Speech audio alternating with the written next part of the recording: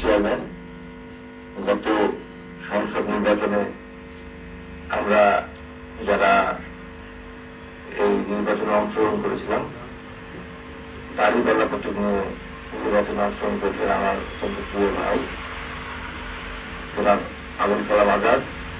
উপস্থিত আমাদের এই পবা উপজেলা তথা আরএনপি বিভিন্ন পর্যায়ের সম্মানিত পুলিশ কর্মকর্তা এবং প্রশাসনিক বিভিন্ন সেক্টরের কর্মকর্তা এবং সুধীমণ্ডলী, আসসালামু আলাইকুম ওয়া রাহমাতুল্লাহ। আসলে আমাদের রাজশাহীর অত্যন্ত গুরুত্বপূর্ণ একটা ইউনিট, সেটা হচ্ছে পবা উপজেলা। ভৌগোলিক সীমানা দেখে বোঝা যায় এই পবা উপজেলার সারওয়ানি এলাকায় রাজশাহী জেলার পবা উপজেলা সহ 7টি উপজেলাতে কাজ করে। গোদাগাড়ি, তারও, মোহনপুর, তারপরে হচ্ছে দুর্গাপুর, পুঠিয়া, জালঘাট, শুধু বাঘা আর বাগমারা বাদ দিয়ে, দুটি বাদ দিয়ে 7টি উপজেলা। আর টোটাল পেটের মধ্যে হচ্ছে এই সিটি লোকেশনটা। তার মানে একদিকে শহরের ছোঁয়া, চতুর্দিকে বাবার চতুর্দিকে শহরের ছোঁয়ার সাথে হচ্ছে রাজশাহী জেলা, বিভিন্ন উপজেলা। এজন্য খেয়াল করবেন যে আমরা এই বিভিন্ন দিকে, যেমন মোহনপুরটা আবার বাগমারার সাথে আছে।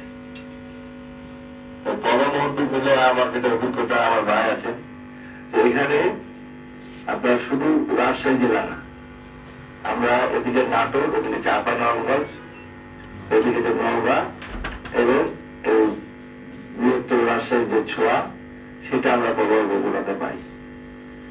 এই জন্য বিভিন্ন বিষয়ে আমরা লক্ষ্য করেছি যে আমাদের এই পবায়, যেমন আমি যদি প্রশাসনিক ভাবে দেখি, পুলিশের এখানে আরএনপির 10টি থানা এখানে কাজ করে। তার মধ্যে 5টি হচ্ছে স্বাধীনভাবে আর 5টি হচ্ছে বিভিন্ন ইউনিয়ন ভিত্তিক। তো এটা একটা অদ্ভুত, যেখানে আমরা একটা চিন্তা ভাবনা করি যে এটা অন্যরকম একটা বিষয়। আর এর আপনার দক্ষিণে হচ্ছে নদী, বিশাল পদ্মা নদী হবে। সে কারণে ওইদিকে শহরতলিতে নগরায়ণ যেটা বলা হয়, ডেভেলপমেন্ট, সেটা কিন্তু ওইদিকে নাই। সম্পূর্ণটা হচ্ছে পূর্ব, পশ্চিম ও উত্তরে।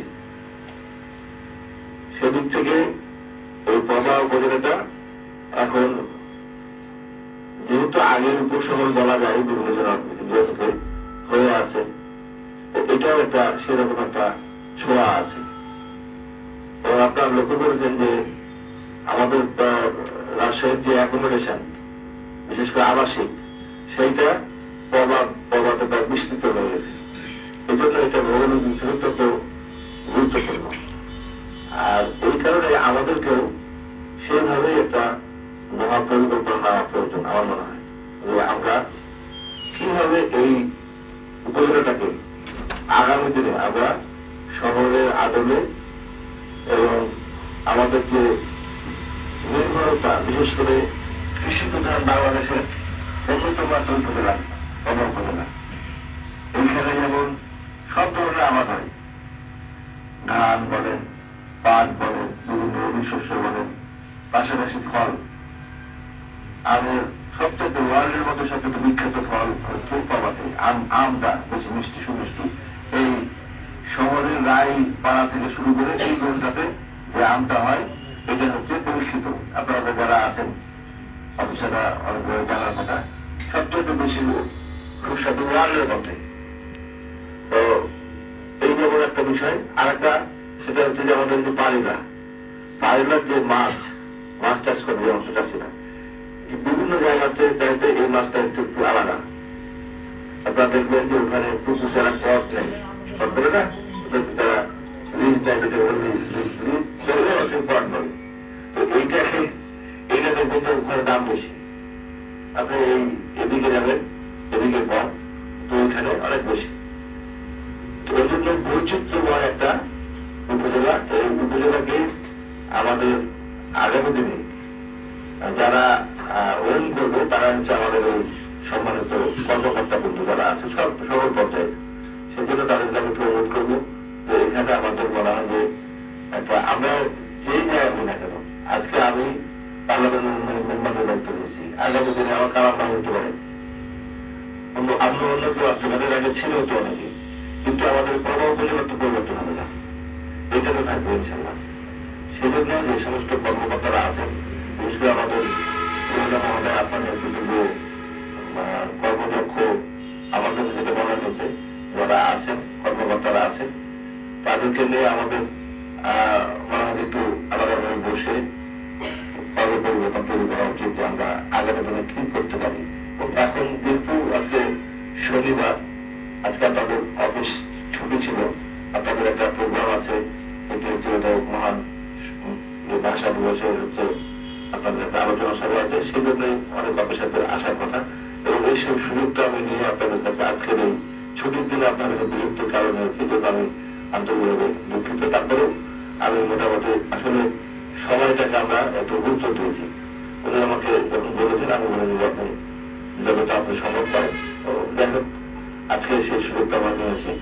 তো আমি মনে করি যে আমরা সবাই একসঙ্গে কাজ করবো। যেমন এরপরে দেখেন লোকাল গভর্নমেন্ট নির্বাচন হবে। এইবারের নির্বাচনের অন্যতম বিষয় ছিল যে আয়োজক ছিল দেশের মানুষ, এরা আয়োজন করেছিল এবং সেজন্য তারাই আমাদের অনেক প্রবলেম সলভ করেছে। পাবলিকে আমি দেখেছি যে কোন জায়গাতে কোনো সমস্যার সৃষ্টি হওয়ার সম্ভাবনা হলে যে কোনো একজন সেই জায়গাটাকে ঠিক করে দিচ্ছে। আমার ভাই এক কথাই বলবেন, আমার আজাদ ভাই। তো এই আয়োজক হওয়ার কারণ কি? এই আয়োজক হওয়ার কারণ হলো তাদের দীর্ঘদিনের প্রতীক্ষা। তাদের প্রতীক্ষা ছিল যে একটা সেরকম একটা নির্বাচন হবে যেখানে তারা তাদের প্রতিনিধিদের হাতে বাংলাদেশের হচ্ছে যে রাষ্ট্র, সেই রাষ্ট্রটা পরিচালনা করার দায়িত্ব দেবে।